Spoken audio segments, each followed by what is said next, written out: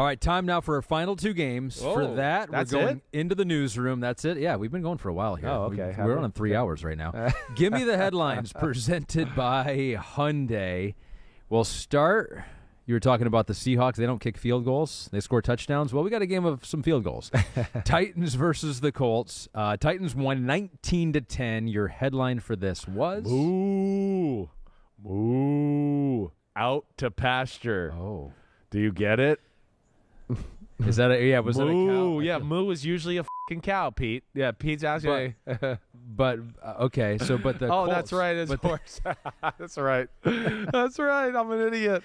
The Titans did not beat the cows; they beat the Colts, and the horse is going out to pasture. Its thoroughbred racing career is done. It's been a long couple days for you, Apparently. It's showing at the end of the pod. Out to pasture, though. Wait, are you saying that the Colts are done? Is that what you're saying? I'm not saying. I'm saying they're old and washed up. They're putting the old horse in the middle of nowhere to survive by himself a little too much, and that's in Matt Ryan. He needs younger horses around him. Well, he needs some help. I mean, it just can't. I mean, is that where we're going to be? I mean, like Matt Ryan, at this point of his career, we're just going to go, hey, man, you got to drop back every play and make it happen for us all the time, all game long. It's just too much to ask. You know, that's, I think, what bothers me about them. You know, the Tennessee Titans, they did what they always do, right? I mean, run the ball. Tannehill hit a few throws. They're just okay, good. And then they just try to play like mistake-free football. And here they are sitting at 4-2. Just, you know, an ugly 4-2. It really is. It's an ugly 4-2. It's an ugly 4-2. Yeah. But that's a credit to Mike Vrabel. It's what he does. And they're just going to continue to get better. And they'll continue to find a guy to infuse into this passing offense. They need Treylon Burks to get back. They do miss a guy, right? They really do. But, you know, again, that. And then they played a team where this is where I do like the Titans. The Titans are creative in the back end. So this is a good matchup, and then they didn't have to worry about overdoing it to stop the run game, and that allows them to be creative in the back end. And we saw 2 straight drives, some bad interceptions by Matt Ryan. And, of course, you know, like we talked about with Rodgers and Brady being jittery, Ryan's not jittery. Ryan is tough and hangs in there and makes some of the damnedest ugly throws you'll ever see where you're like, whoa, that was a 10-yard out route, and that ball was in the air for 5 seconds. But he put it in exactly the right place, and they caught it. But they're just, to me, asking too much of him. And then they don't protect that well. And, he's going to make mistakes. That pick 6 was bad. 1, it didn't even look like Paris Campbell was expecting the ball. 2, it was a bad read. He was double covered. There was 2 guys there. The next one, the little ball over the middle, was another bad one as well. You know, and had some people around him. But, you know, that's where the Colts, they're 3-3-1, but it's a struggle 3-3-1. And then there's Tennessee, it's 4-2. I don't know, nothing's easy for them either, but I feel kind of somewhat like, you know what, I've seen them go down this road before. Yeah, they're going to get better. Get in ugly and then see what happens once they get into the playoffs. Game plan, a great defensive game plan for a game, and they're going to run the ball and chew up the clock, and that's where they're tough.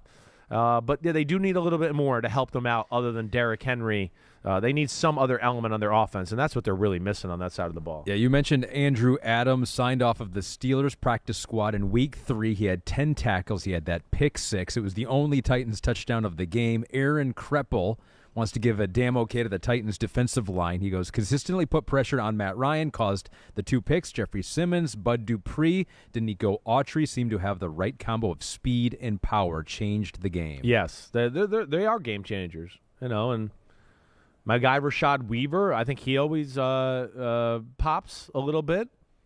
And then, you know, I always sit with them, I just think, man, what would they look like if Harold Landry was healthy? I mean, because that's another thing. We know they lost A.J. Brown, but the fact that they lost one of the better pass rushers right before the start of the season, and then it was a year without A.J. Brown where they're going to, man, we need our defense to be a little more dominant than normal. You know, that was a big loss for them. But, they're getting it going, and they are one of those teams that, it's ugly 4-2, but I don't know. I got confidence in them to kind of continue on the right track and trend upwards. Bud Dupree, he recorded 8 pressures and 6 quarterback hits in the game. Bud Dupree had a great game. Well, this is what I'm talking about. Like, it's just Matt Ryan. Look, think about these numbers we throw out there every week about him under pressure, getting hit.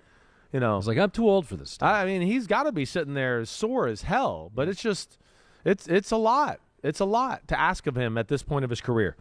You see, when he was under pressure, he had some trouble, a couple interceptions there, but he was under pressure quite a bit. The Colts, one last thing, as you mentioned, it's still not easy for the Titans. And Derrick Henry, they did ride him. They did. They tried to pack the box against him versus 7 or more men in the box. He had 29 rushes, 126 yards, but that was also with the Colts defense that did not have Kwity Paye, did not have Shaquille Leonard, Yes, so it's right. going to be tough for the Titans. It's going to be tough for them, right? Yeah, it is. It is.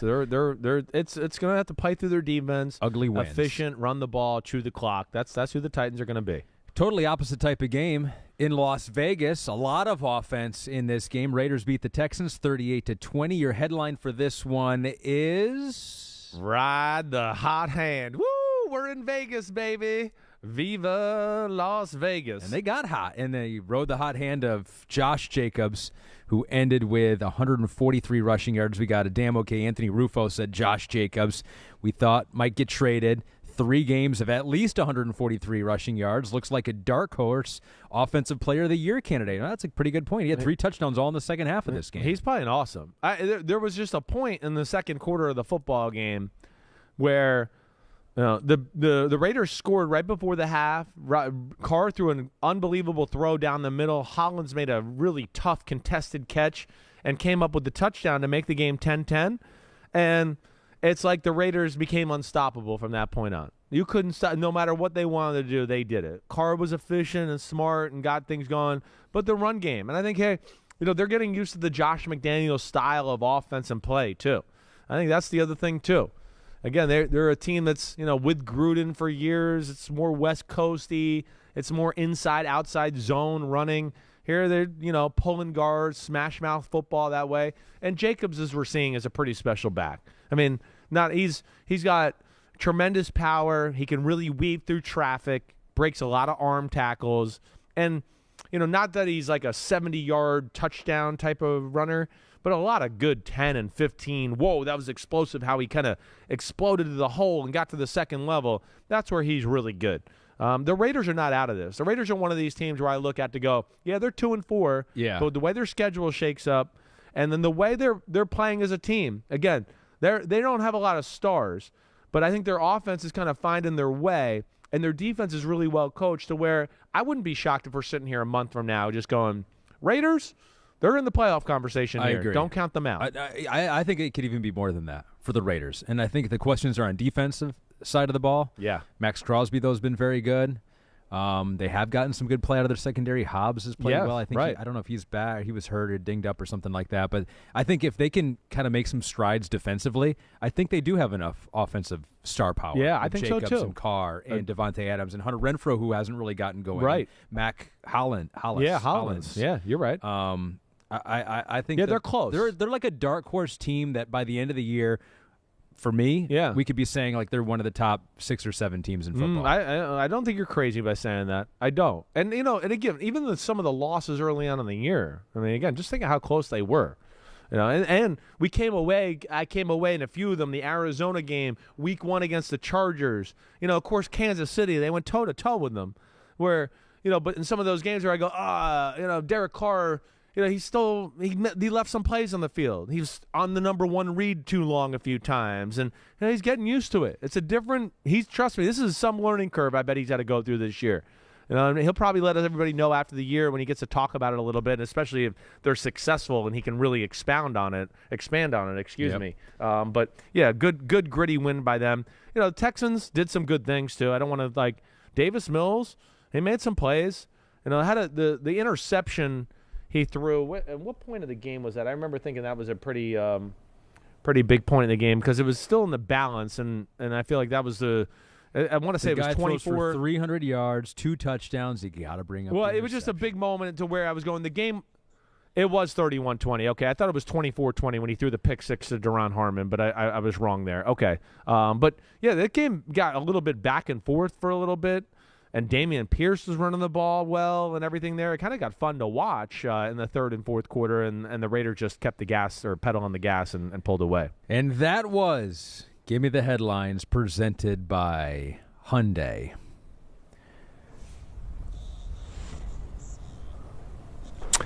That's all right. We've had better. Pete finally pressed the button to play the graphic there. Yep. Good job, Pete. Whenever Way a to graphic go. does not roll properly, it was all on Pete. It was all on Pete.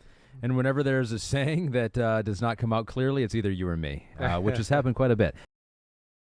Hi, I'm Mike Tirico, and thanks for watching. Make sure to hit subscribe for the latest news and highlights from NBC Sports.